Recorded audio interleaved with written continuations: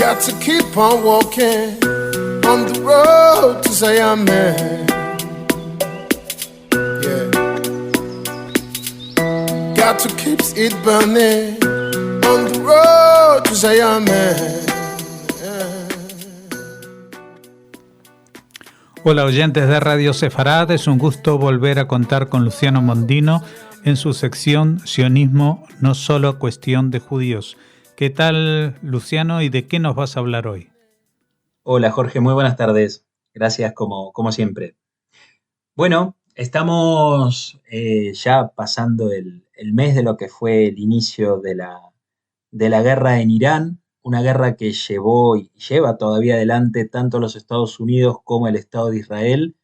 principalmente en el espacio aéreo de la República Islámica. Hay analistas que definen esta guerra como una guerra total en el espacio aéreo, en este caso en el espacio aéreo de Irán,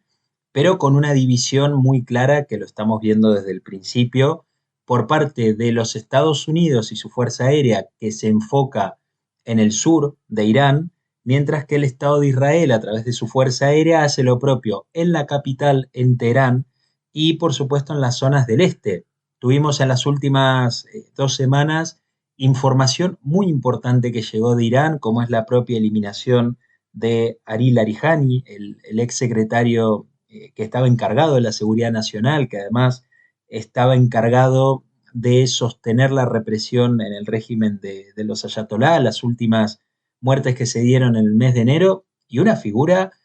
Jorge, te diría, de muchísimo peso en el régimen de los ayatolá, que esto nos lleva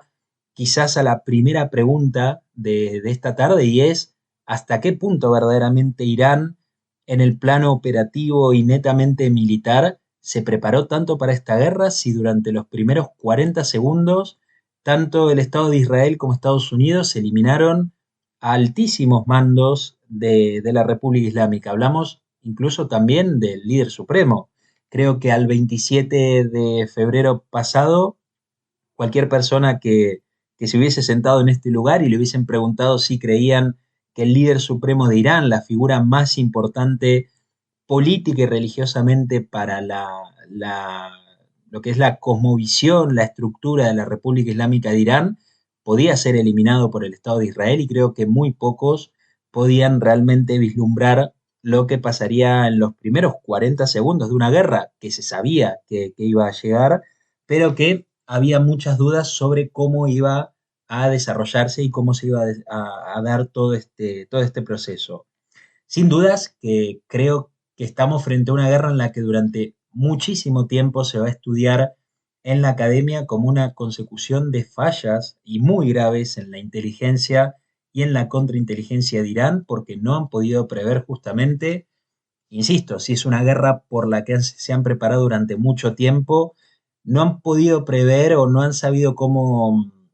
repeler todos los ataques que llevaron y determinaron la suerte, el mando, los altos mandos políticos y militares dentro de Irán, y un poco lo que sosteníamos el programa pasado cuando decía, cuidado porque Irán se está enfrentando a una anarquía, a una eliminación sistemática de sus grandes líderes, ya no solo en el plano militar y político, sino también en el nuclear y en el misilístico, y eso llevaba a que de repente la República Islámica tomara posiciones y acciones que eran a priori un tiro en el pie, o que parecían, como lo estuve definiendo estas semanas, en errores estratégicos. Esto es un poco lo que quiero enfocar al día de hoy cuando me quiero referir puntualmente a lo que está pasando con Emiratos Árabes Unidos, que parece ser una de las piezas que se está moviendo con más fuerza dentro del Golfo, porque si vamos a los datos desde el mismo 28 de febrero, Irán ha dirigido muchísima cantidad de sus ataques. Había algunos artículos de medios árabes que señalaban que hubo más misiles y drones desde Irán hacia los estados árabes sunitas del Golfo que los que fueron dirigidos hacia el propio Estado de Israel. Y esto creo que es todo un dato que nos demuestra una intención muy clara que tuvo Irán desde el comienzo, que fue cuanto peor mejor, es decir, en una guerra que en la visión del mundo chiita, del mundo que está esperando esa guerra durante tanto tiempo con los Estados Unidos y con el Estado de Israel, de repente necesitaba para sostenerse en el poder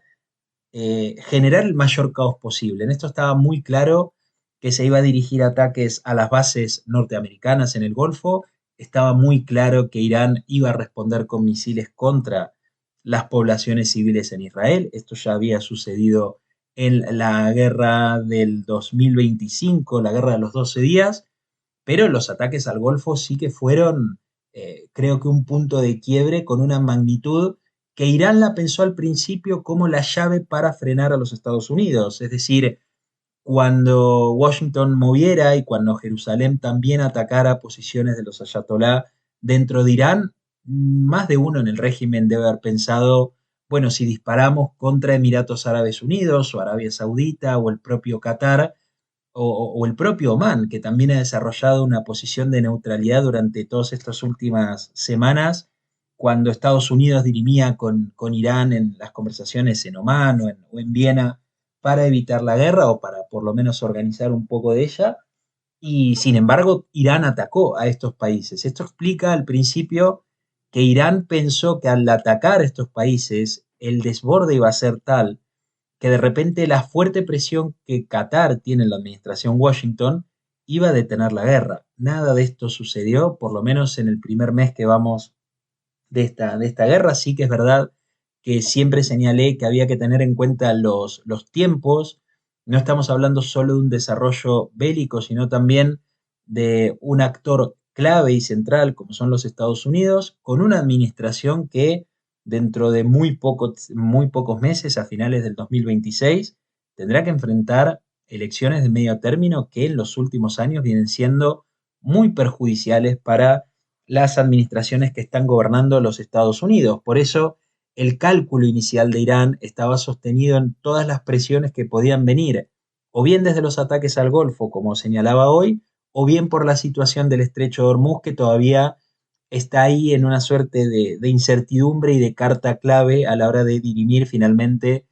quién se va a imponer por sobre el otro en esta guerra que estamos viendo, que Estados Unidos titula como Furia Épica y el Estado de Israel hace lo propio, dirigiéndose como el rugido del león, y que tiene una multiplicidad de objetivos que también lo hemos estado analizando en las últimas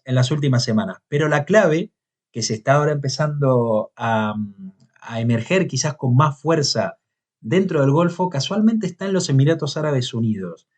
Y acá creo que hay que hacer una primera aproximación con lo que significan los Emiratos, que están bajo el gobierno de hace bastantes años de Bin Zayed, que es una figura muy revolucionaria en este sentido, en lo que significa la política de Oriente, y que en los últimos años ha tenido un acercamiento muy progresivo hacia el Estado de Israel y los Estados Unidos, pero que también se tiene esto que enmarcar por ser un actor clave en los acuerdos de Abraham que se firman en el año 2020, en septiembre del 2020, junto con Bahrein, la normalización con el Estado de Israel y luego Marruecos, que también empezaba a trabajar en este sentido.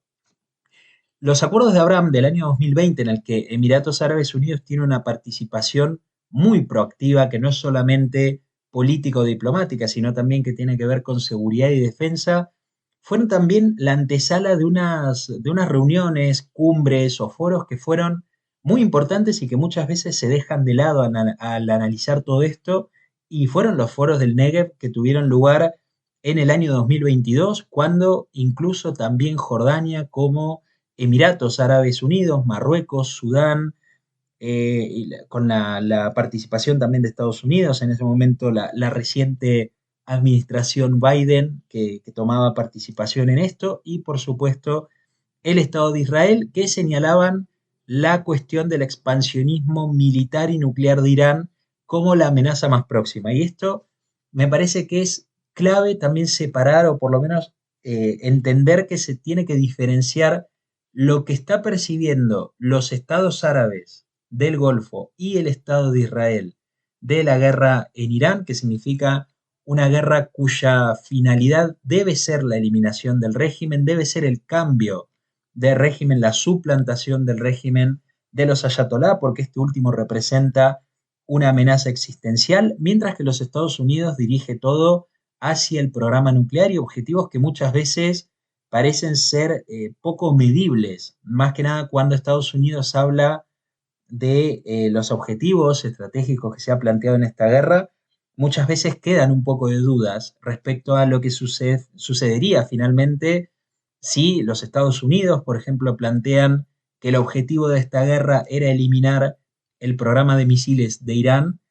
y al terminar justamente esta conflagración se dirige un misil desde la República Islámica hacia el Estado de Israel. Creo que cualquiera diría y pondría en cuestionamiento la efectividad justamente de esta campaña militar que lleva incluso hasta el día de hoy ya un mes en territorio iraní.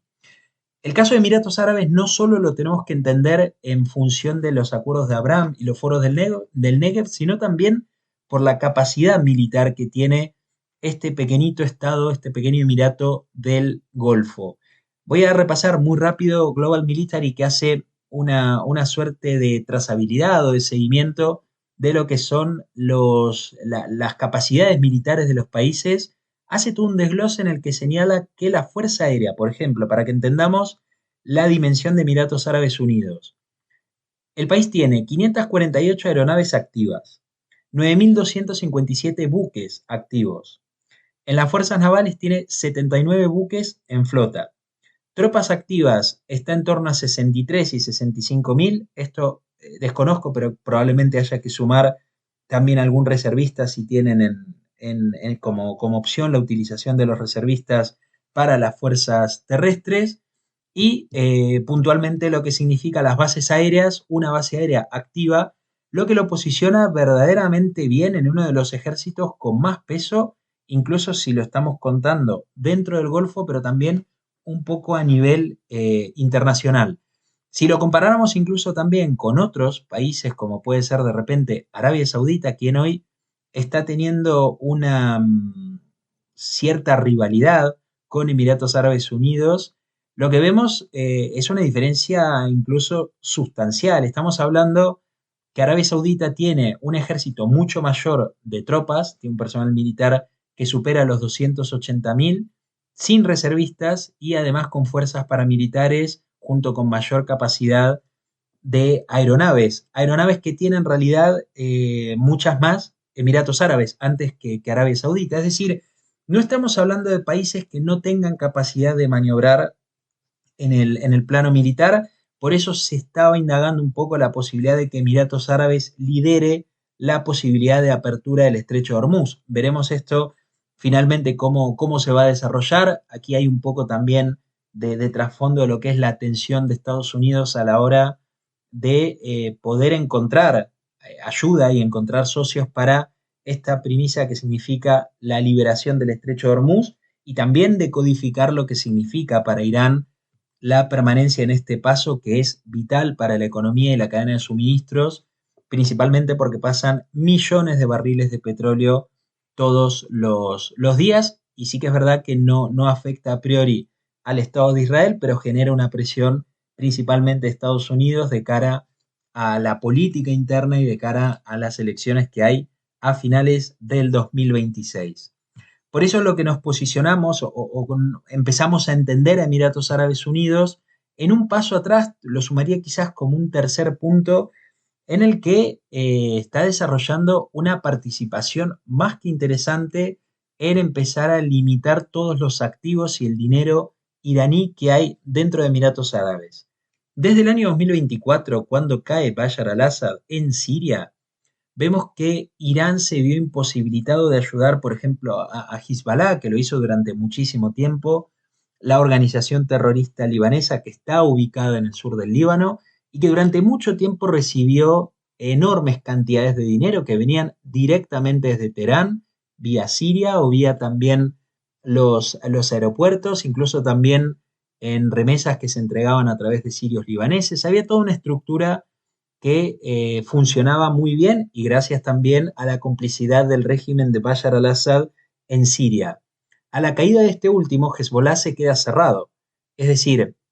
con la llegada de la toma del poder de Ahmed al-Sharaa en Damasco, su imposibilidad también de poder controlar cabalmente el territorio y además enfrentarse a muchísimos problemas, hizo un control mucho más férreo y devolvió un poco de favores hacia Hezbollah, que había apoyado al bando de Al-Assad y había luchado contra las agrupaciones rebeldes, es decir, facciones también ligadas al Estado Islámico, Al-Qaeda. Sin embargo, cuando todo este escenario cambia a finales del 2024, Irán ya veía imposibilitado enviar dinero a Hezbollah a través de Siria, alternativa que encuentra suplantar justamente con Emiratos Árabes Unidos. Esto es un dato también que muchas veces se pasa de largo, pero realmente es un punto importante porque nos demuestra hasta qué punto el entramado se vuelve tan complejo cuando analizamos la trazabilidad o bien del terrorismo yihadista en este caso, o bien también de los propios crímenes organizados que hay, y hay muchos respecto a esto. A través de o a partir, mejor dicho, de los ataques que Irán dirige hacia los Emiratos Árabes Unidos, que insisto, son muchos, no solo Emiratos, sino a muchos países del Golfo. Hay unas estimaciones que recomiendo mirar respecto a lo que es el impacto en la economía de estos países y en sus productos brutos internos. Abu Dhabi empieza a congelar activos de la Guardia Revolucionaria y de ciudadanos iraníes en su país.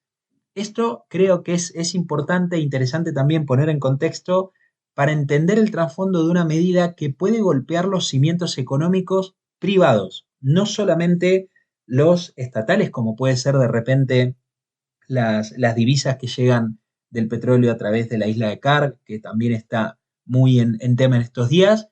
sino lo que significan las fortunas más inmediatas de las personas más destacadas del régimen de los ayatolá y que se sabe que además han trabajado en función del sostenimiento de este último. Por ejemplo, en Emiratos Árabes fluyen miles de millones de dólares. Se hablan, insisto, de miles de millones de dólares que están repartidos entre bienes raíces, cuentas bancarias e inversiones de todo tipo que están ligadas a la Guardia Revolucionaria Islámica. Recordemos que la Guardia Revolucionaria no son las Fuerzas Armadas de Irán como tal, sino que es una fuerza militar que se sirve necesaria y únicamente en lo que son los intereses del líder supremo, hoy Mojtaba Khamenei, el hijo de Ali Khamenei, que además está en una situación un poco extraña, está hoy desaparecido, no hay apariciones públicas del hijo del eliminado Ali Khamenei al principio de la guerra, y esto además lleva toda una contienda de misticismo y toda la cuestión apocalíptica, ¿no?, que hay respecto a la guerra por parte de los clérigos en Irán. Por lo tanto, cualquier movimiento que las autoridades emiratíes hagan en este sentido debe leerse como respuesta a los miles de drones y misiles que Irán lanzó contra el país desde el 28 de febrero. Incluso te diría que hasta estamos en una etapa de una cruel crisis diplomática, muy pronunciada crisis diplomática entre ambos, que hasta ahora ha incluido el cierre de la Embajada de Emiratos en Teherán, la retirada de su embajador y se suma también el cierre del hospital iraní en Abu Dhabi, algo que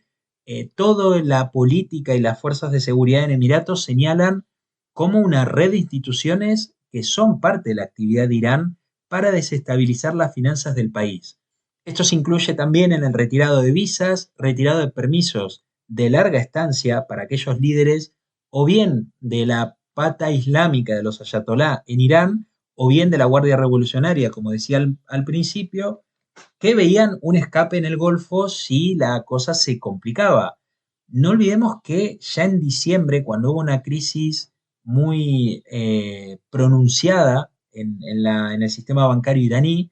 hubo muchos, incluido Mojtaba Khamenei, que en ese momento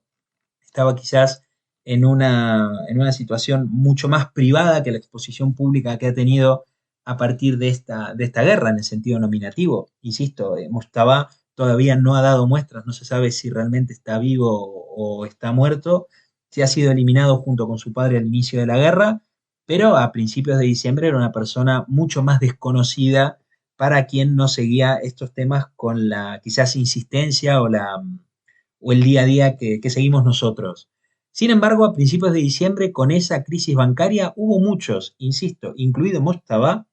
que enviaron muchísima cantidad de dólares a Irán, a Emiratos Árabes, perdón, desde Irán hacia Emiratos Árabes Unidos, a través de criptomonedas, la economía cripto, es decir, había ya en diciembre un rumor que se anunciaba inestabilidad dentro de Irán y muchas personalidades destacadas estaban diciendo, bueno, si esto realmente cae,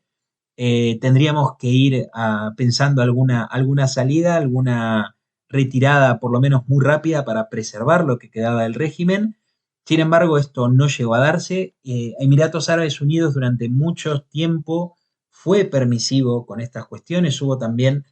creo que a raíz de la guerra del 28 de febrero, que inicia el 28 de febrero, los estados árabes dejan la contención hacia Irán para pasar a una política mucho más proactiva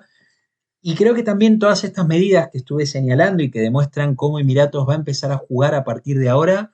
hay unas declaraciones muy buenas que voy a repasar ya para terminar, que las hace un diplomático de Emiratos Árabes Unidos que está en Estados Unidos, que es Youssef Al-Otaiba, que señala en una entrevista a finales de marzo que estaban todos los países, en realidad el mundo entero, estábamos frente a uno de los errores más grandes de Irán, que fue justamente iniciar una guerra regional apuntando directamente hacia los países del Golfo. Voy a resumir 3 o 4 frases que me parecen muy buenas, pero creo que es para entender un poco el termómetro con el que están jugando estos países, y es, dicho por Youssef Al-Otaiba: la revolución islámica en Irán es una amenaza a la seguridad global y la estabilidad económica. Un alto el fuego por sí solo no es suficiente. En otra frase dice, es necesario tomar decisiones que afecten a toda la gama de amenazas: misiles, drones y proxies. Tercero, más allá de nuestras fronteras, Irán está atacando puertos, infraestructura energética y amenaza los sitios turísticos de todo el mundo. Los Emiratos Árabes son una idea que Irán no puede ganar, una realidad que Irán no puede aceptar. Creo que estos comentarios del embajador de Emiratos en Estados Unidos son todo un síntoma del cambio que está habiendo desde estos países árabes hacia la República Islámica de Irán. Hace unas semanas atrás, cuando íbamos 10 o 15 días de la guerra, el Ministerio de Asuntos Exteriores de Arabia Saudita, a través de su ministro de Asuntos Exteriores, fue muy lapidario con el régimen de los ayatolá, a quien llegó a etiquetar como un farsante de la causa islámica que decía que, palabras más, palabras menos, se refugiaban en esta causa, pero no dejaban de atacar a sus propios hermanos musulmanes, es decir, países que profesaban a priori la misma religión. Aquí sabemos que hay toda una contienda principal entre chiitas y sunitas que de alguna forma define todo un cambio de ciclo que viene llevándose desde hace mucho tiempo, pero hay sin dudas ahora sí una ruptura muy muy grande entre estos países y lo que queda del régimen de los ayatolá en Irán. 2 ideas ya para terminar. La primera, creo que los estados árabes del Golfo son un verdadero termómetro hasta qué punto o no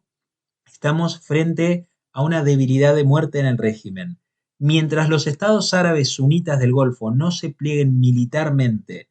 a la guerra contra Irán, creo y tiendo a pensar que no estamos en un Irán tan débil como se estaría presumiendo. Un Irán que fue fuertemente golpeado y con una magnitud no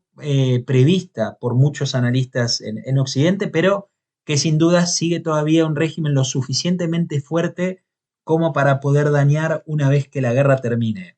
Segunda idea que me parece también principal, el cambio que se está generando ya no solo en los países del Golfo, sino también en otros países como Egipto, que empieza a tener grandes problemas a raíz de las crisis energéticas. No son problemas que empiezan el 28 de febrero, sino que se acentúan con todo esto y que además son países que usualmente la inestabilidad económica la entienden o la interpretan como posibles inestabilidades políticas. Eso sabemos que en el año 2011 generó las revueltas que incluso llegaron al Golfo con Bahrein, muchas medidas que se tomaron preventivas en Arabia Saudita y en Emiratos, muchas medidas que también fueron insuficientes en Egipto para impedir la caída de Hosni Mubarak, Siria y Yemen, que terminaron en escenarios de confrontaciones civiles, y lo que significa, por supuesto, cuando está Irán jugando quizás mucho más en este sentido de agitador que de otra cosa. Muchas gracias por habernos atendido y esperamos volver a contar contigo de aquí a 2 semanas. Perfecto, Jorge. Bueno, muchas gracias y nada, estamos en contacto. Buena semana. Y un feliz Pesaj para todos los que nos están escuchando.